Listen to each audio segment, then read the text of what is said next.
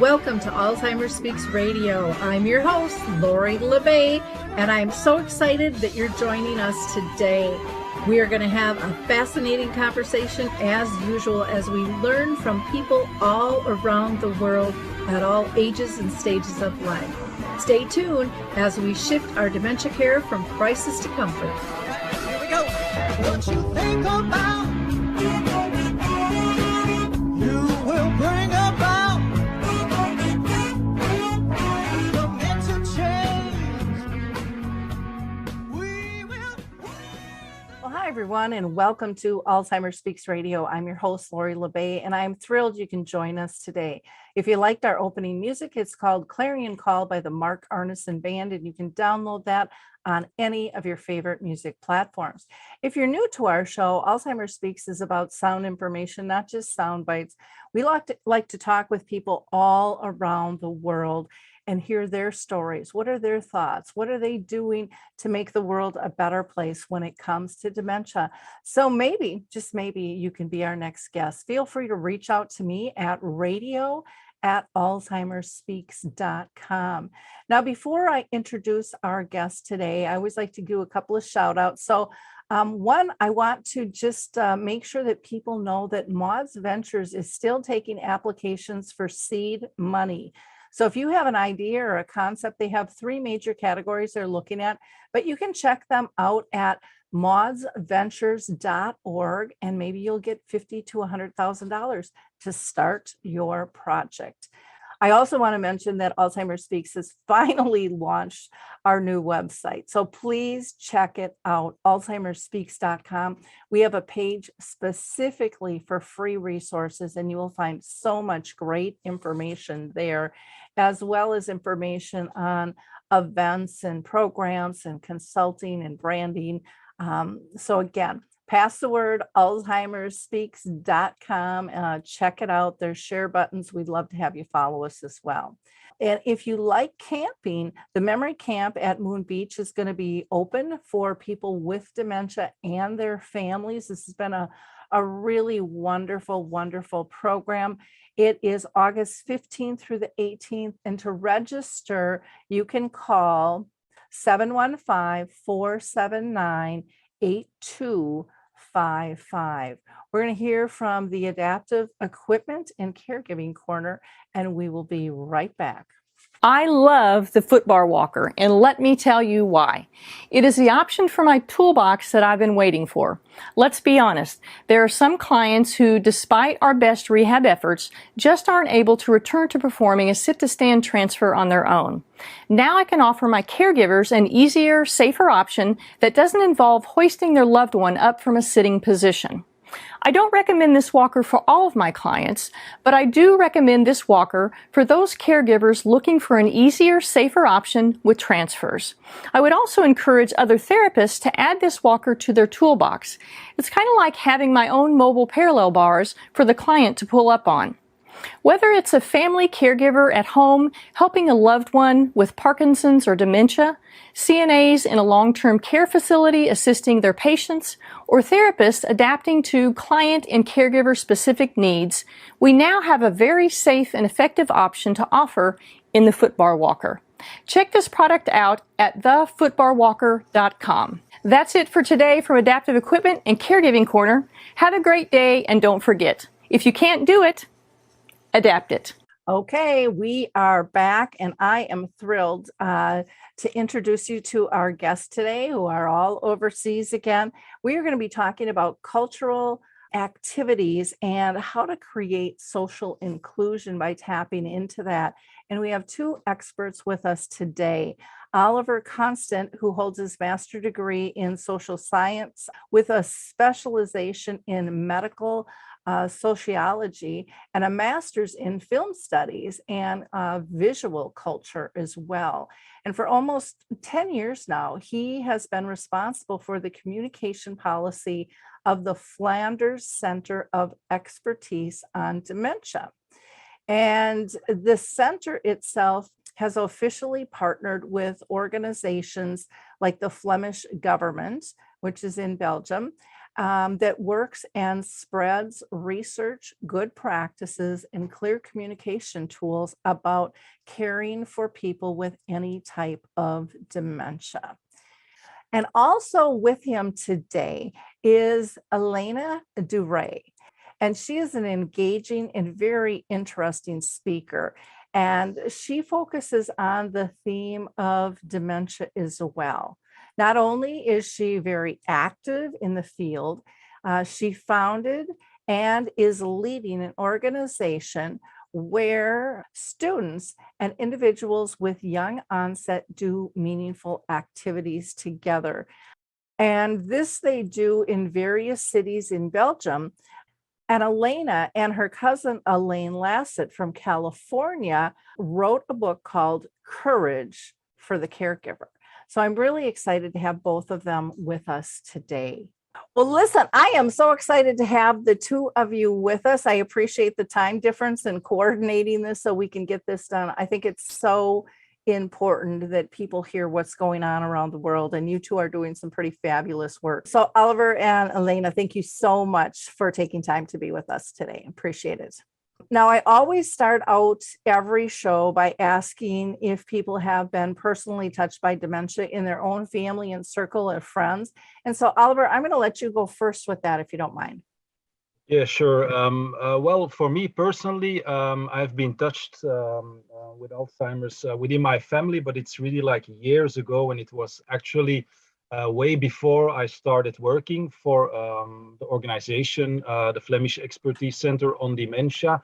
And to be honest, for me, in my memory, it was really like a pretty heavy experience, because we never spoke about the word Alzheimer's in our family. It was really like a taboo, and the way it was with my grandmother that she was treated back then, but it's really like quite a long time ago, was not how it should be. But for me, that was really also like a kind of accelerator to join the Expertise Center for an awareness raising campaign. I've been working here now for 10 years, just to also broaden the picture of dementia. I mean, obviously there's lots of negative things on dementia, but there's also another story, and I had the chance to really know the other story apart from my personal experience during the years that I worked for the Expertise Center. But to come back to my personal experience, yes, but it wasn't even called dementia or Alzheimer's then. It was we didn't really know what was going on back then, but I guess that's lots of due to the taboo that was way more heavy back then. I talk about 15 years ago than it is now. So yeah, I had that same experience with a great aunt. And back then they just said, well, you know, it's aging, she's going senile. This is what happens when you get old. And it, like you said, it didn't really have a name. It was just a natural flow, is kind of how it was described to me. I know. Yeah, and then just to add one more thing, I mean, back then my grandmother got lots of medication, and that was also one of the reasons why she deteriorated. So it's really like, well, not really a good experience, but to be honest, you also have to take the learning points from it. And even up until today, like that personal experience, and I guess that will be recognizable for people all across the world. Once you have been touched by a dementia in one way or another, it really sticks with you, and it can be also an accelerator to move forward in another way. And that's for me like also like my drive in my day-to-day job for the Expertise Center. Yeah, it's interesting how many people are personally touched and then step into this space. Elena, how about you? My husband had dementia for countless years. I really cannot recall how long it was, but I think the first signals, in retrospect, when I look back, the early signals started in 95. So that is quite a long time. And he passed just before COVID started. And all the time I cared for him at home. He always stayed at home till his last day. And halfway the process, I wanted to give meaning to our new situation. So I started to become active in the field of dementia. And as Olivier always says, I'm not active, I'm hyperactive. So every single day, my life is organized around projects for dementia. Wonderful. Wonderful. Well, thank you both for your work. I'm going to start out, Oliver, with you. If you can tell us the mission of your project for dementia cultural mediation, and what does that mean, and what do you do? Well, maybe if it's helpful, I'll briefly introduce the organization for which I work, like for the viewers. So I've been active for 10 years for the Flanders Expertise Center on Dementia, and we are located in the Dutch-speaking part of Belgium. As you know, we're a pretty complicated country. And what we do as an organization, we're actually the official partner of the Flemish Government to develop and also roll out dementia strategy. So last year we released a new dementia strategy, and as an organization, actually our main mission is to build bridges between what's happening in the academic world, in science, and daily care practice. And when I say building bridges, I mean it in both ways. So not only translating what happens in science to the daily care practice, but mainly being proactive. So really like detecting the needs of people with dementia, of informal caregivers, of healthcare professionals, and bringing them up proactively to science, but also to the policy level. So, and my main mission within our organization is awareness raising on dementia, and also the coordination of our working group of people with dementia. And a third big pillar is the whole dementia-friendly community work. And I think the project Dementia and Cultural Mediation can be located like in between those three areas where I'm active in, because what we try to do in the project is really look at the beneficial effect of arts and culture on people with dementia, but also on informal caregivers. I think in lots of areas, not only in Europe, but across the world, there are so many beautiful projects in this field. But the big question is we have to share the good practices, and we have to make them more sustainable. And especially those two pillars are like the main focus of the project, Dementia in Cultural Mediation. And what's really important for us as an organization, but for all the partners within the project, is like the structural involvement of informal caregivers as the, as the quality check throughout the whole project cycle. And obviously that's also the reason why Elena was part of the project reference group from the start to finish. And I think she's also the right person to look back at the journey later on. Well, I love your mission. I got into this space in 2009 as a frustrated daughter going, there's got to be more people like our family. There's got to be way more support out there than anybody knows. And we've got to raise everybody's voice and be inclusive. And it sounds like that's exactly what you're doing. I've also always really believed in the social connection side of making life better, not only for the person with dementia, but for the care partner as well. And you're, bridging the science to the daily care, I think is a beautiful mission, because sometimes I think our professionals talk over people's heads. They're using words they don't understand and acronyms we don't know about. And again, they're not necessarily telling us how do I live graciously on a day-to-day basis with this disease. You're telling me processes, you're giving me tasks of how it progresses, but you're really not helping me that much in my day-to-day life. And, that's the struggle I've heard from families, and the benefits of this arts and culture and the social side is just so beneficial. You hear it over and over again from not only people living with dementia, but their care partners on what a difference those connections are making. So, Elena, anything that you want to add about the organization? Well, I don't know if I can already speak, but one of the things that are so important to me is during the process we lived in at home, I had a slogan, living well with dementia at home, or coping well with dementia at home. But over the years, I lost connection every now and then. Mm-hmm. And that's what made it so hard. And one of the things I think cultural mediation can help is to reconnect again. Mm-hmm. To what you are doing, that there's the reception, and that you can connect by using art and other things in cultural mediation. And it works so wonderfully well. You know, I would like to invite you guys. I just started something new that I'm doing, and I only do it quarterly. But if this would be applicable and you guys would want to participate, I'd love to coordinate with you. But I actually am interviewing quarterly people around the world with dementia, and they're displaying their art.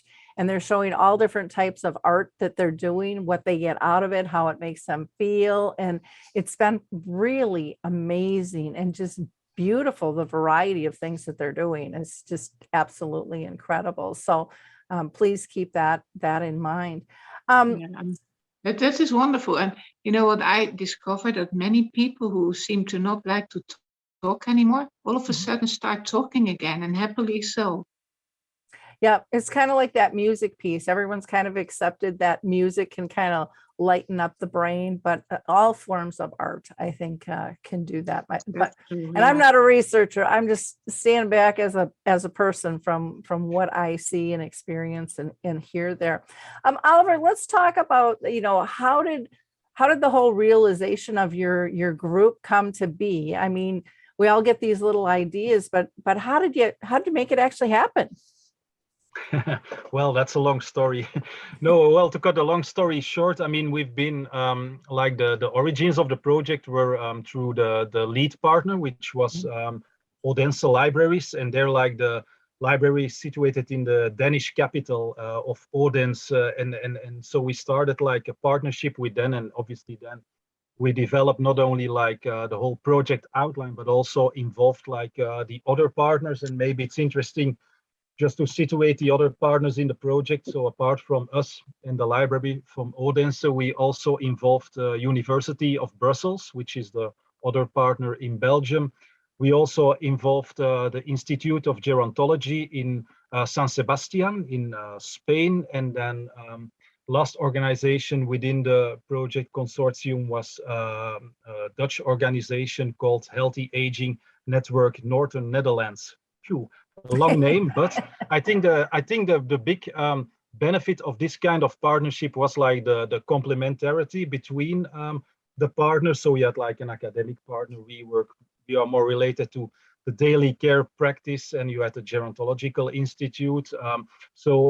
But one of the key aims or ambitions during like the development of the project was also the involvement of the end users. So that's why, apart from a project group, we also had like, well, obviously also a steering group, but also a reference group. And I think the reference group was really like an important pillar within this project, because they were really like the quality check throughout all that was developed within the 2.5 years of the project. And they also had to be like, or they had to build bridges to the end users.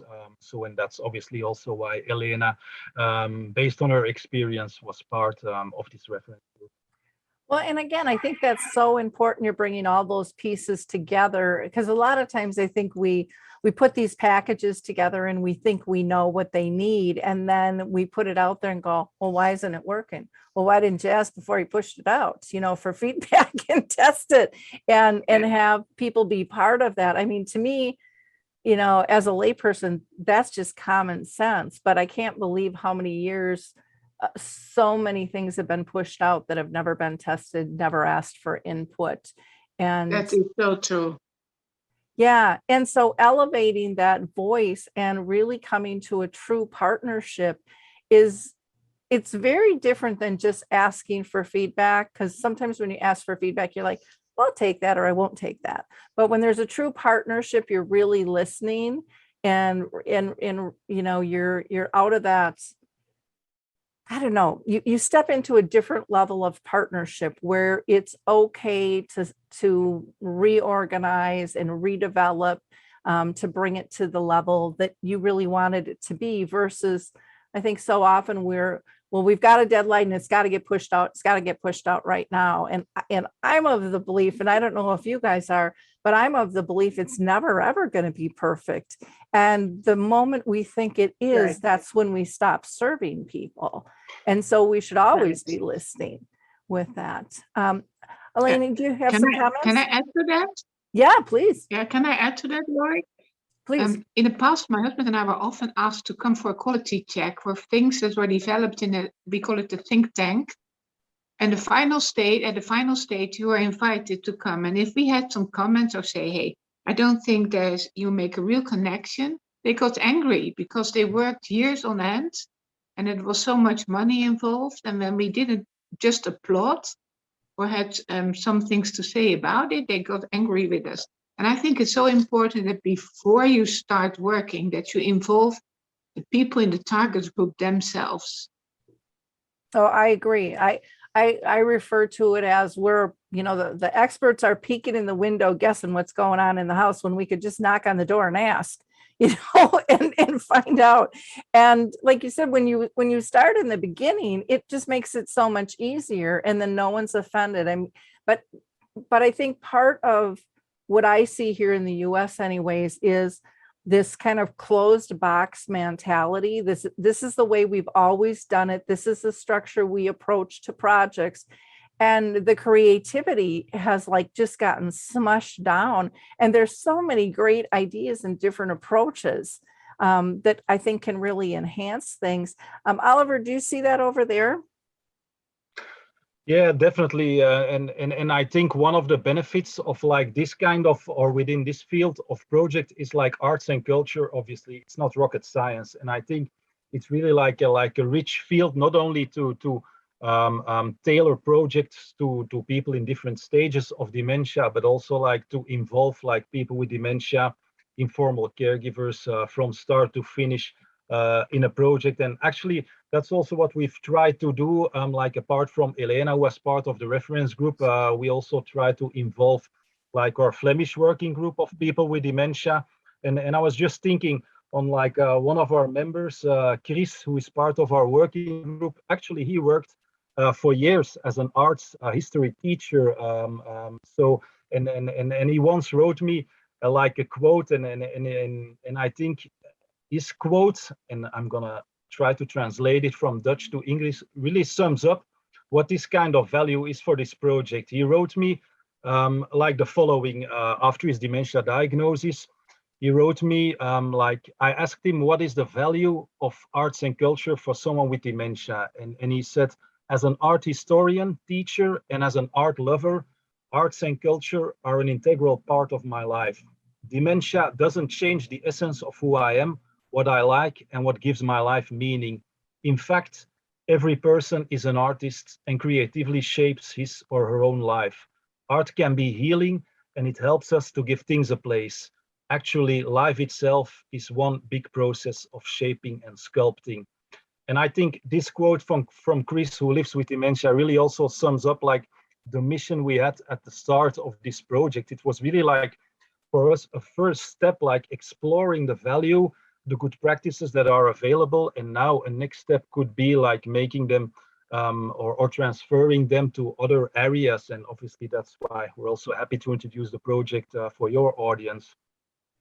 I love that quote. I think it's right on, and I think it's so overlooked. I think so often when there's a medical diagnosis, we think it has to be a medical, or academic fix instead of something that's already in our life that brings us joy and purpose. Right. And that joy and purpose and engagement, I mean, that's what fills our heart. That's what makes us want to live.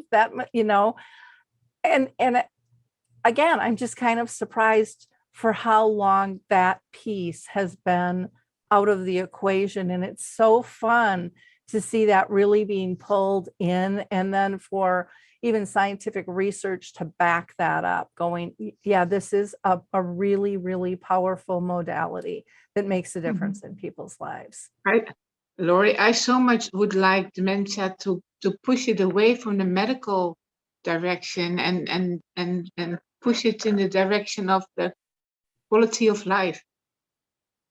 Oh, agree. I mean, I think that's something we need to teach in our schools, the talk of quality of life and what does that mean to us, period, because it's such a foreign piece. And people I know here in the US, they don't really address that until it's like, okay, let's do your healthcare directives. And then they're like, I don't want to talk about that because you're talking about end of life. But it's like, it's way bigger than that. It's thinking about what brings you pleasure on a day-to-day basis. And it doesn't Right. have to be big, flashy stuff. Sometimes it's just sitting quietly and relaxing. We have a man over here who's been living with dementia, gosh, close to 20 years now. His name is Harry Urban, and he has a Facebook group called Forget Me Not. And one of my favorite quotes of Harry is, I like to relax before I got dementia. I still do. You don't have to keep me busy all the time. But I think those busy tasks that we all are told that we should do give us comfort, like we're doing something instead of building on our relationships. We tend to, and I know I did with my mom's disease for 30 years in the beginning, I tended to give over my relationship and get really task oriented. And I had all this busyness. And then when I finally realized to let go of that and just be present with her, everything changed. Everything became richer, and Right. and almost on a spiritual level with that. So Right. let's talk a little bit about the journey in terms of, can you give us, Oliver, some examples of culture and cultural activities that you're elevating? And because I think sometimes people think, oh, okay, that's a good idea. And then they walk away and go, well, what the heck did that really mean? How do I really put that into practice? And one of the things I Right. like to do with Alzheimer's Speaks is to really get people's mission and work out there so people understand it, because I think so much of what we do can be duplicated in other areas, and every community is a little bit different. So if you can expound on that, that would be wonderful. Well, I think you have two kinds of journeys. The one journey is the project itself. Obviously, like when we started at the end of 2019, we had like a start of meeting in Odense in Denmark, and then there was a certain virus, obviously, which stopped every live activity. And as you can imagine, like for arts and culture, which are really like located like in the moment, and you have to experience it, it was really like, and I think Elena will agree on this, a big challenge to exchange like these ideas and good practices online. But nevertheless, we managed to move forward and exchange like within the whole project like 30 good practices. So 6 projects from each partner, and maybe it's interesting just to give some examples. I guess the reference from the website will also be added to the YouTube video, so everybody can find all the 30 projects on the website. But for instance, from Flanders, we introduced like a theater project, which was made by people with young onset dementia. And I think that's really a good example of the philosophy behind the project. I mean, we try to look through the perspective of people with dementia themselves and not through our own perspective. And that's also like the message like this kind of theater plays tries to bring across. So that's one example. Another example is like, for instance, like a painting workshop who is run in a residential care center here in Flanders.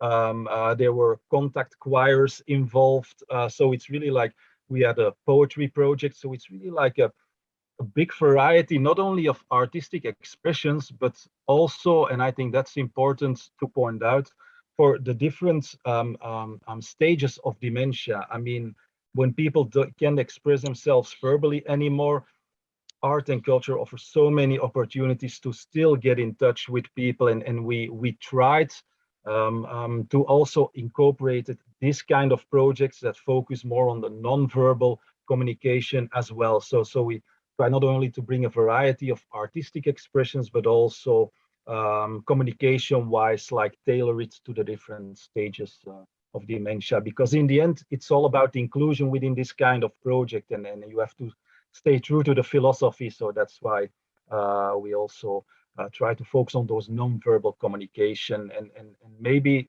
also it's important to add that apart from all the video introductions that people can find on the website, we also developed detailed project sheets. And you were talking about transferability, duplication, and the aim of these project sheets is people can pick and choose. Actually, I mean, I can imagine that a project that works in Antwerp will be different in your area and will be different again when you introduce it in Eastern Europe or whatsoever. But I guess people can find ideas and inspiration and just pick and choose maybe some elements and start maybe at a smaller level and then elaborate further on that. So actually we tried also to incorporate like this kind of gradual steps to move forward, and again, all the project sheets are freely available on the website, so I guess that's also interesting to add. Well, and that's wonderful. I think, over here, so often people are, this is my stuff and I don't want anybody duplicating it, and what I found is throughout the world, so many other countries, I mean, are so willing to share. And I think that is so valuable. And even when I talk with people on this, they're like, well, we have everything we need locally. And I'm like, we wouldn't have dementia-friendly communities and we wouldn't have memory cafes if we weren't talking with people out of our country, because those were not our concepts. And they're like shocked, because it's almost like we've been told we are the creator of all over here. And it's like, we're not, none of us are. And we all have things to learn, and new stuff is coming online constantly. When I went on your website, I was just shocked at the amount of detail and the thought that went into not just the education, but the shareability. And I'm a big believer in sharing and inspiring others. When we see other people doing things, it makes us think, well, maybe I could do that, or maybe we could start something like that. And, it might look a little bit different, but it should. You have a different community, you have a different need. Everything shouldn't be just this, bed in a bag type thing where, you're going to spread it out and it's all going to look the same. That's pretty boring. Yeah, I think also, if I just can add that, I mean, when we talk about this kind of project journey of the different good practices, I think it's important to have like an open perspective. And I mean by that it's not only about the success factors of a project. It's not like, hooray, our project is fantastic. We also have to stay critical. And that's one of the elements that we try also to take into account when we talk about the different projects. You have like opportunities and you have barriers. And I think people can also learn a lot from the barriers or the things that we came across to. And that's why we try to be also open about it also on the project website, because maybe we'll talk a little bit later on the lessons learned of the project. But it's not that everything was perfect, far from perfect, but it's more like, as I told earlier, like a first step. And we talk openly also about these barriers, opportunities at the different levels. And I think that's also really important for people in other countries. And Laurie, I would like to add something on what you said before. That is, my husband and I traveled a lot for dementia all over the world. So Olivier travels for dementia, but we did also. And we participated in numerous programs. And sometimes we didn't have a language in common, but even so, I knew when something was good, when it moved us, and when my husband was touched and when he was involved, even without the same language. And that is so important. That's how I looked at the programs. I looked at, is there a connection? Am I sure that there's reception from the target group? Is it affordable? Is it duplicable? Because we in Europe, not every country has the same standard, the level of, how do you say that, what you can spend in your life. So we also have some more poor countries.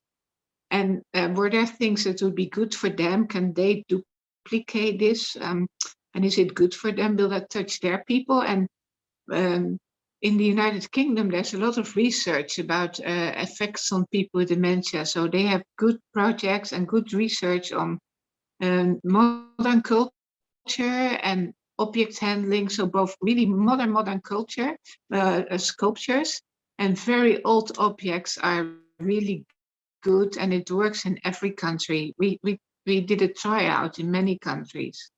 So it's not about it's being for the United States, or it's not being for Europe, but it's applicable for many countries.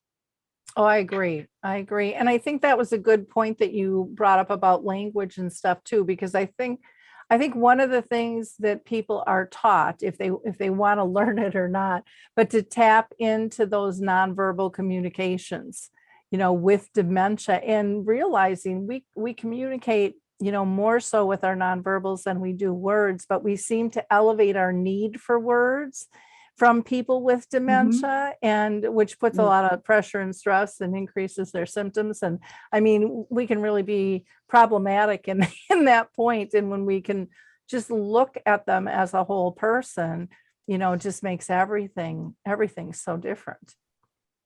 I really, it would be so interesting if we could have shown it, because the modern art project, that was also part of it. The modern art itself doesn't speak, but all the people involved started speaking. Yep. Because the guides were so wonderful. Oh, that's nice. I know we have several museums that, do tours and things too. And people, they adore that. I mean, one, it's just the ability to go out and be normal, do something, kind of normal that they used to do, and it doesn't feel different. And you know what, the place where you're welcome again, because with dementia, so often you are not that welcome anymore in your old group of friends, or in the old structures you were at. But then all of a sudden you have a reason to dress up again, to go to the hairdresser and go to a nice place and be with peers. People are in the same situation. You are either a caregiver or somebody with dementia, but you are in the same situation, and that is wonderful. That works so well.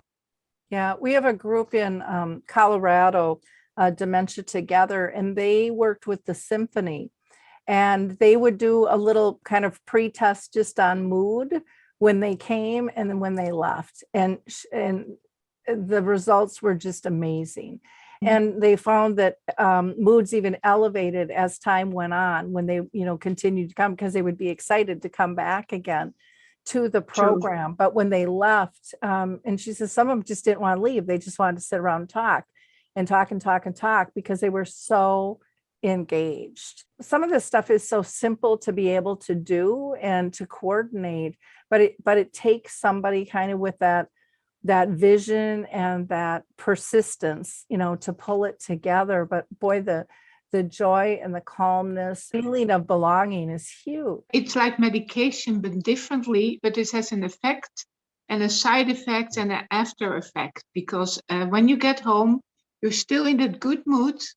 The emphasis is not on dementia, but it's about having fun and being together. And it has some hours of effect, and sometimes the next week they are already looking forward to it. Mm-hmm. Well, and it's got that ripple effect. So it's not just the person with dementia, but it's their loved ones and right, and everybody around them. Where with the medication, I don't even think we're, if it works, we don't, when that does happen, people aren't really attributing it to anything.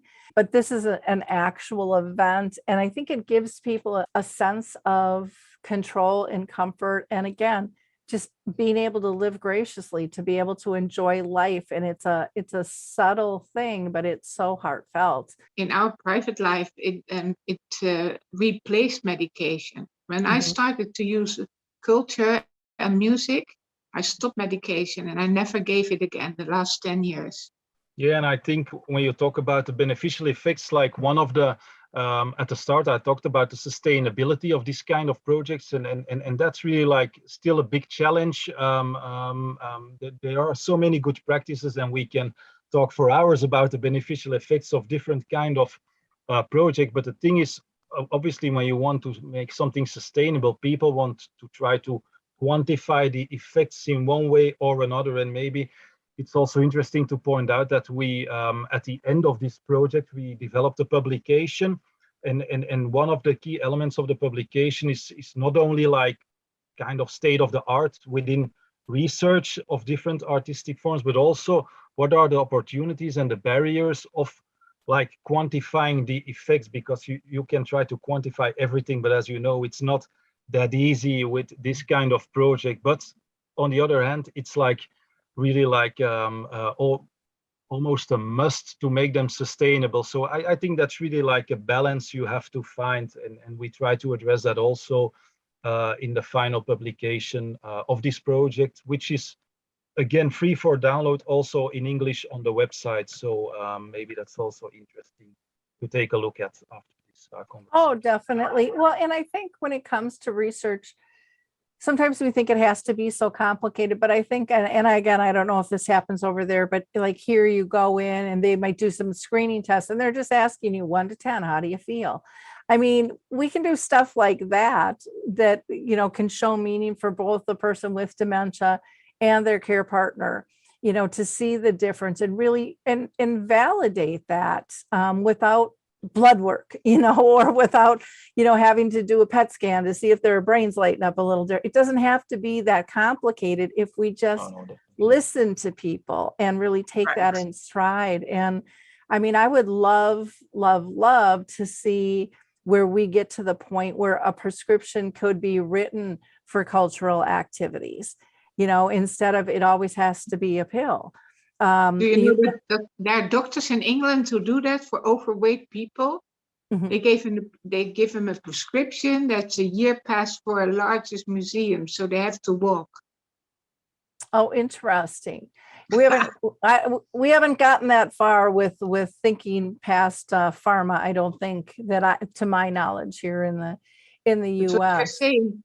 Rather than the 10% of probably less people that have effect from the medication for Alzheimer's, I would love to see doctors or neurologists sending them away, so you don't ever have to come back again. But this is a forever prescription. Participate in cultural mediations. Go participate in a choir, in music. Wouldn't that be cool? Well, and you don't have to worry about side effects, with other medications and different things too. The health benefits are in such a wide array, but we're kind of in this pattern of, well, we've always done it this way. And to me, the world is so upside down right now. It's like, we're shaking the brown paper bag going, okay, everything's falling out and we're going to have to repack this, because there's not one entity, I don't think, that's working smoothly, from government to education to religion to whatever. I mean, everything is just kind of gone cray. And, right now would be an ideal time to repack, reanalyze, and just rethink of how and why we're delivering services and get rid of that. But we've always done it this way, Yeah, and I think not only the thing like we've always done it this way, but I think one of the aims of this kind of projects, or one of the side effects, could be like really like the change in perspective. I mean, in care, we always think based on the best intentions, like we have a problem and we're going to try to find a solution. But Elena knows it better than me. With dementia, it doesn't work that way. And I think these kind of projects also challenge us, like to alter the perspective, but that's like a change in attitude. And I guess this takes time, but we hope also through this kind of project that we can have a little bit of effect on that change of attitude, because I think that's really like a must when you really want to enter the world of people with dementia and look through their perspective. One of my goals with Alzheimer's Speaks, my tagline is to shift care from crisis to comfort. And it's a real simple thing to do, and it doesn't have to be real complicated. And why we're not including the families who know the person the best in that equation has always flabbergasted me. And asking them, what do they like? What, instead of how do we fix it? How do we support it? And so much of our fixes sometimes can add stress that can actually increase symptoms for people and for families, for all the hoops and stuff that they have to jump through, versus, doing this type of engagement where they can also be supported with others who are like-minded and understand and who are compassionate and kind. I mean, people with dementia want the same thing the rest of us do. They want to fit in. They want to have purpose. They want to belong. That has to come up to the top of the equation of how are we going to serve. And I think it's really been pushed down to the bottom. And I think we are bubbling that back up to the top. But, like Oliver said, it's kind of a slow process. It doesn't just happen overnight, but there's more and more voices and organizations that are speaking out and feeling more comfortable talking about this. And I think that's just so critical. Also, and maybe that's also one of the lessons learned at the end of this project. I think it's always like a challenge to find the right balance between stimulating the autonomy of the person in every stage of dementia, also in the later stages, and also always accepting the limitations of each person. And I think this kind of project, like in arts and culture, can help us to find that balance. And I mean, in daily care, that's really like a challenge because people have the pressure of time and money and so on and so on. But I think what I've learned from people with dementia during the 10 years that I work at the Expertise Center, that's so important for them. And not only that, but also not being or not patronizing. So really like respecting their own voice and their own experience. And like Elena said earlier in the interview, involving them from the start.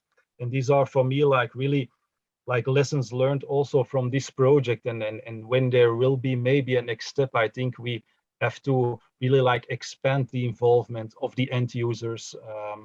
We try to do it within this project, but I think it can be more structurally. And I guess Elena will agree with me. Definitely.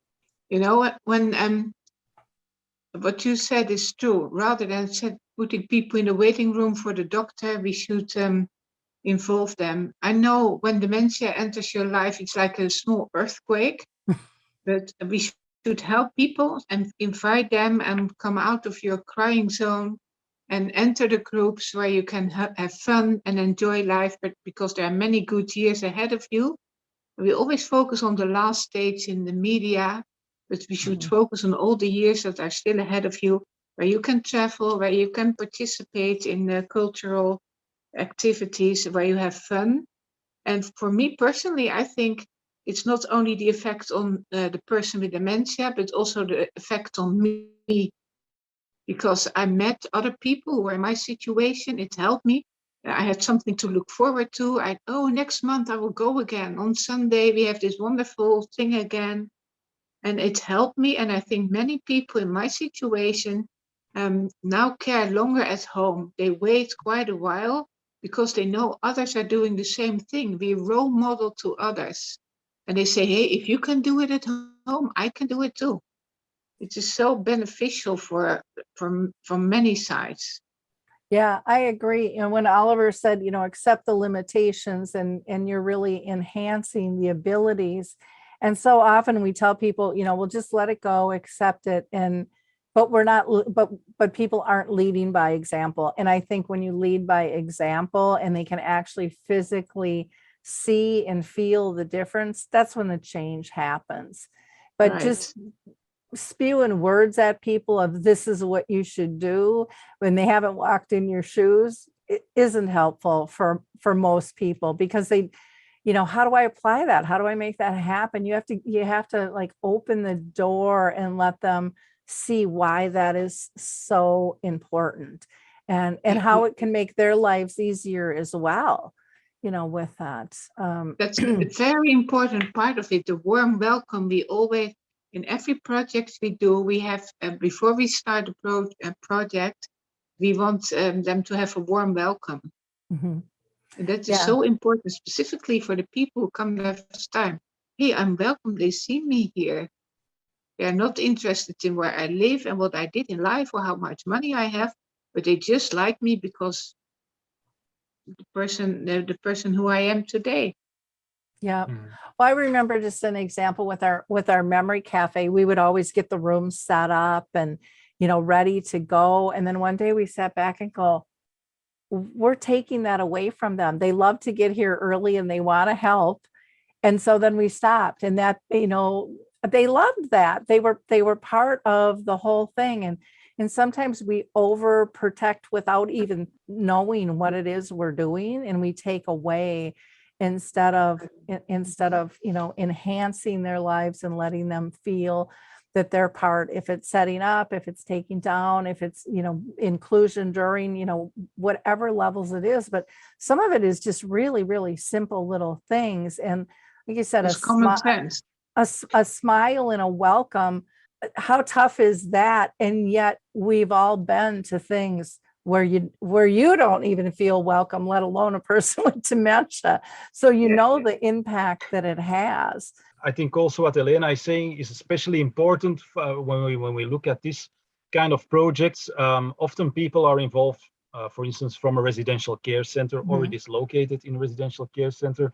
But often people living at home with dementia, which is like in Belgium, like 70% of the population of the people with dementia, it's often more difficult to involve them structurally because they experience often like shame, isolation, and it's not like a structural offer, like for instance, for like a care home. And that's really like one of the key things in this project that we also want to address, especially like with the whole coronavirus crisis, which also had really like an impact on this project, like also removing the barriers for people living at home and make it much easier to involve them in this kind of project. I think that's not only a challenge in Belgium or in other countries, but across the world. So I think that's really like important. And it's often like Elena is saying, like in small things, like a warm welcome, and then also stimulating them to be involved at the start of the activity. And small things are big changes for people with dementia. I know it sounds like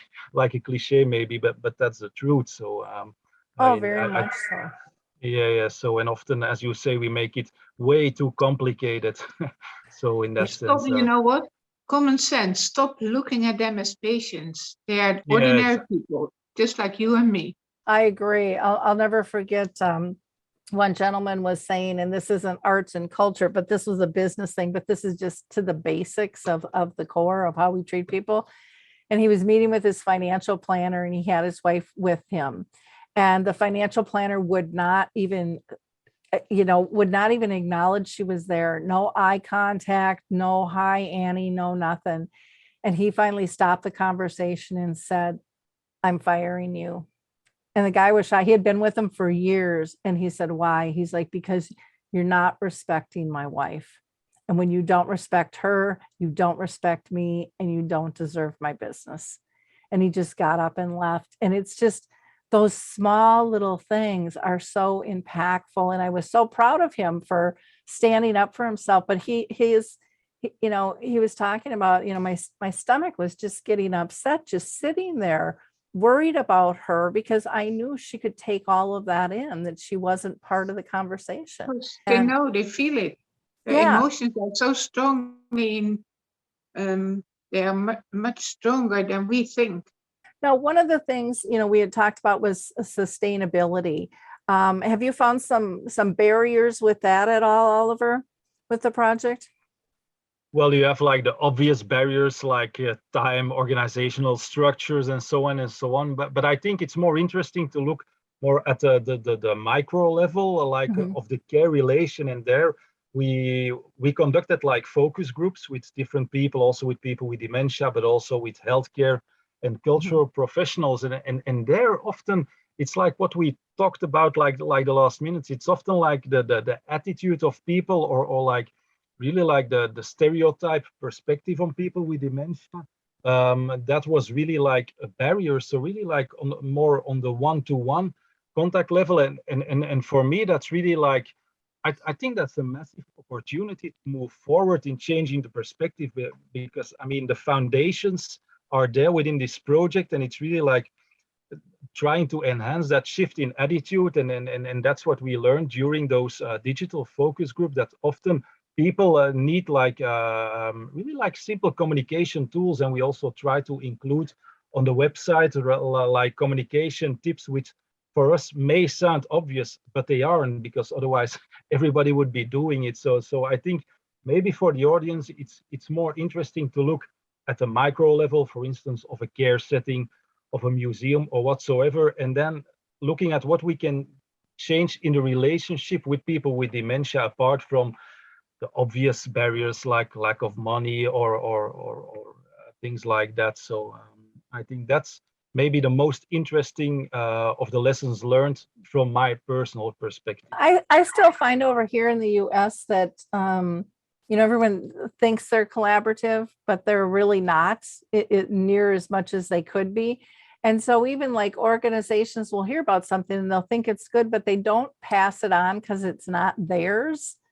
And what I find is for a lot of these creative projects, the word of mouth from individuals living with dementia is really what makes them sustainable in terms of feeding and getting people in. Absolutely. It's not so much the professional line that is there. And No, to me, that hasn't changed much in 40 years since I was, part of this. And, that's one of the reasons we created Dementia Map, was to try to get those global resources out there so people can search. And I can't remember if you're part of that yet or not, but we would love to have your group listed in there, because we just think not yet. We should move forward on that one. But I just wanted to add to what you were saying, Laurie. I think that's a key point also. It's almost like the marketing, if I can call it that way, of this kind of project. I think it's really important to give like the end users, they're like the tools in hand. Like we wrote like a chapter in the publication on storytelling. And for us, storytelling is really like looking to the perspective of what is the added value for the person with dementia of this or that project. And that's also, again, like a shift. It's not for a professional to say, oh, that's for me like the most important thing. It's for the end user. And I think that's really a shift we still have to make, well, not only in Belgium, but across the globe, like really involving the end users as a quality check, but also in the communication and the marketing of a project. I think that can enhance also the sustainability. At least that's our experience within this project. At first, I wasn't sure this would be a good match, but on my educational resources page, we have this Dementia and the Arts thing. And I think I'm going to put a link to you guys there, because I think it will inspire some other people to look at things differently. And I think that's so important. It doesn't, like Elena was saying, it doesn't have to be complicated. We really just have to get back to common sense and basics and what's working and what's not. What makes people feel safe? What makes people feel happy? Those aren't tough things to evaluate if we just slow down. But we dive in so much deeper and make it so much more complicated than it needs to be. And I think if we can get more people on board in terms of sharing all these different resources, it makes all of our jobs easier, and it makes their lives much better. And we can improve what we're good at instead of trying to do maybe what we're not so good at, but we know it's a good idea and it needs to be out there, instead of really letting people do what they do well, or picking up the phone or having a Zoom conversation with you guys to learn more if that's what they need. Visit a site, look at possibilities instead of, I think so often we look at what's not possible and we have all kinds of excuses to procrastinate. Right. Yeah, but I also find that when you do something you're passionate about, it doesn't feel like work, and you get so much joy, out of seeing the impact. But I think especially in today's market, people are so overwhelmed with the amount of work because they have no purpose and they don't feel respected and appreciated and all of those things. You get all that stuff in the industry of dementia if your heart's in the right spot. And I think just to add on a quick note, Laurie, I mean, lots of lessons learned for us in this project is about finding the balance between different things. I mean, you talked about the safe environment a minute ago. I think, again, yes, that's important, but you have to find a balance between what I call security and well-being. I think the whole coronavirus crisis, that's the biggest lesson of the whole coronavirus crisis, but it's the same for arts and cultural projects. You still have to give people challenges. People with dementia can still learn. They want to discover new things also in the later stages. And then often, like in the care for people with dementia, we tend to rewind the movie all the time, and that's okay, like all the reminiscence activities, but there's a whole other palette of artistic expressions that can still challenge people with dementia. I think, again, there you have to find a balance between safe environment, but also challenging people.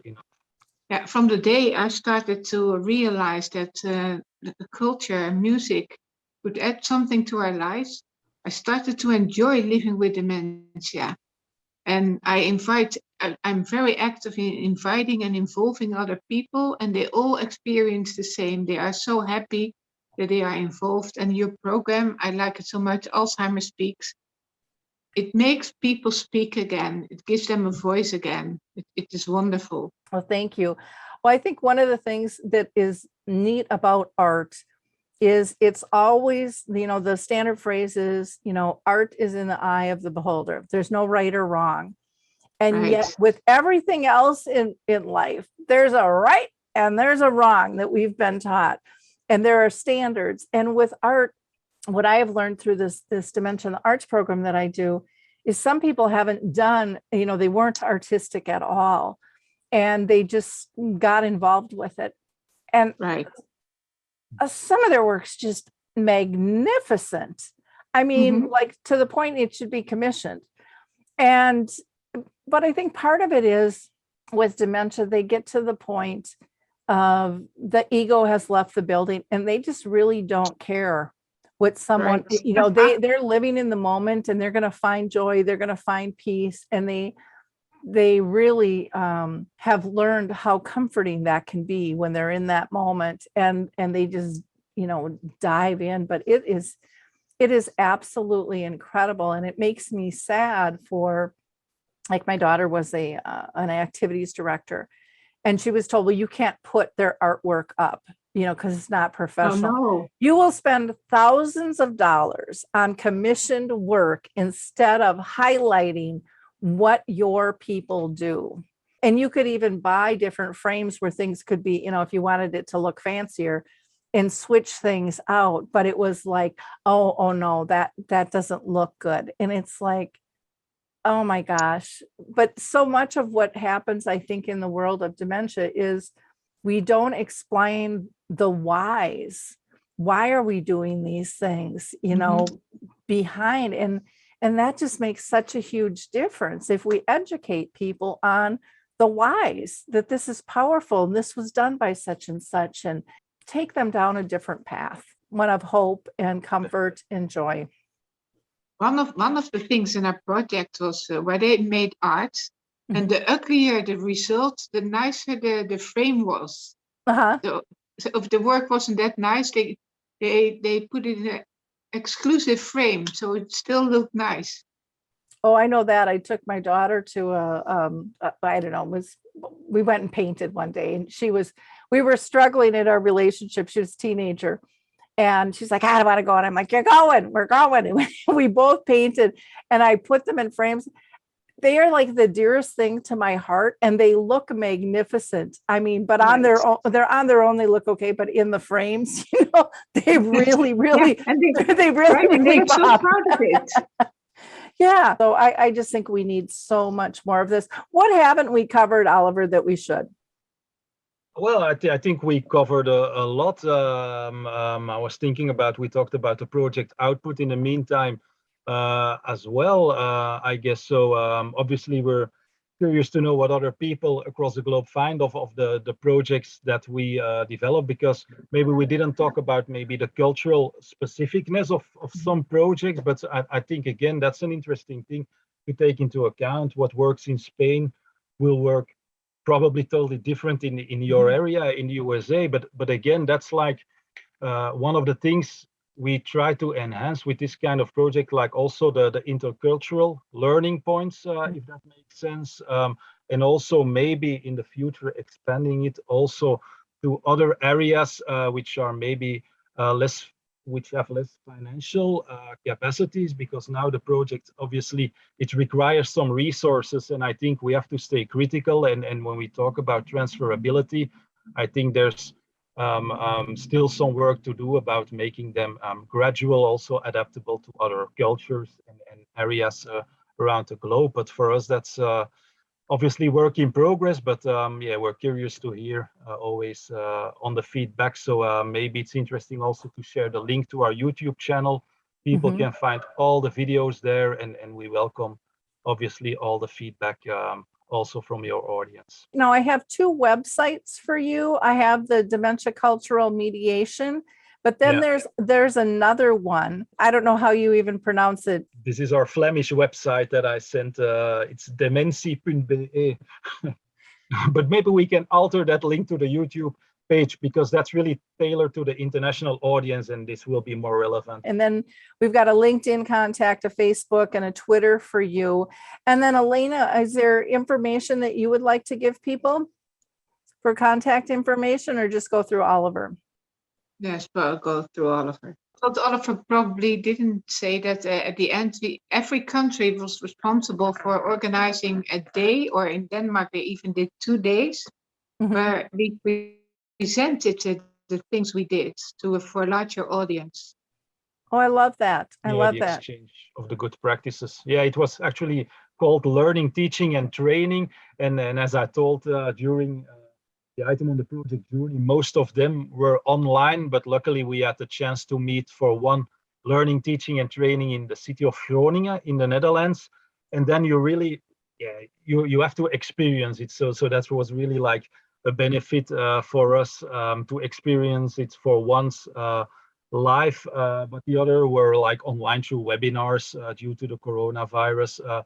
But it's interesting that Elena points it out once again, because these learning, teaching, and trainings actually were like the basics to develop like the project sheets that I talked about earlier. And we try to also not only look at like, well, what are the opportunities of a project, but what can be made better on different levels. So again, these lessons learned were also like the basis for the learning, teaching, and training. That I was really strict at that. I was from the very beginning. I listened and looked if they used respectful language all the time, and consequently, because sometimes that people forget that you have to be respectful in everything you do, in your attitude, in all the words you choose, in everything you write. And that's what I always say to my students: do normal, behave normal, and show respect. And that's what we should do with dementia. Mhm. Exactly. Don't look down on them, but treat them with respect as they deserve.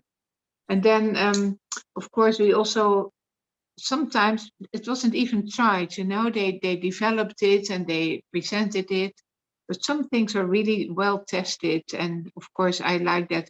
There's one thing, the shared reading. I think it's applicable in every country. It's fantastic.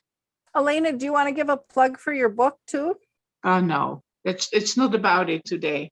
Well, it's just another resource for people to be able to have. Oh yeah, And that is true. Yeah, well, my cousin from she's from Escondido, California, and she cares for her mom, and I for my husband. And when we met in 10th, we discovered that our care was the same. We always say everything is different, but it was all the same. But it was for her mom. And then there was a lady from Japan, and she said in Japan it's the same. So we made a book, Courage for the Caregivers, and it's still available. wonderful. I love the work that you guys have done. I think it's just absolutely incredible, and that you've made it so shareable. I mean, with that thought in mind, where a lot of times people don't think about the importance of the shareability. And I think Right. that is really critical to shift our dementia care culture. And we just not only, we don't only share, but we actively encourage and invite people to come and participate. Well, thank you both for your time today. I really, really appreciate it. To our listeners, I hope you like, click, and share this. This was a really important conversation with some, I think, brilliant insights that can help us all in terms of looking at dementia differently, and being inclusive, realizing our culture and our cultural activities are so important to living well. And Right. we can all make a difference there. So thank you, everyone. Yeah. I'd like to thank you on behalf of all the project partners, Laurie, for the interest in the fascinating journey we traveled together with all the project partners during the 2.5 years. And I just like to end like with a baseline that's really important for us in Flanders. We have an awareness raising campaign, and when I translate it, it's called Forget Dementia, Remember the Person, and really like seeing that person behind the dementia. That's really like the key aim of this project, and I hope we can also move forward on that in the future. Exactly. Nobody wants to be a diagnosis. I don't care what it is you have. And so it shouldn't be any different with dementia. We do need to remove those stigmas and get back to just our human connections and our relationships. So thank you. Amen. Thank you. Thank you so much, Laurie.